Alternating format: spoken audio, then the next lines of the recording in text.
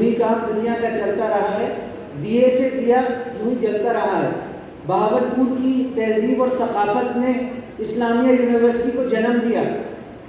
اور آج اسلامیہ یونیورسٹی اپنا کردار ادا کرنا چاہتی ہے کہ بہاولپور کی تہذیب و ثقافت، اس کی روایات کو، جو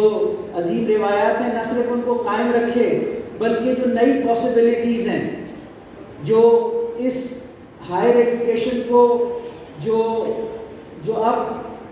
تمام لوگوں کے لیے اویلیبل ہے۔ ایک زمانہ تھا 100 سال پہلے کا، 80 سال پہلے کا، کہ چند اشخاص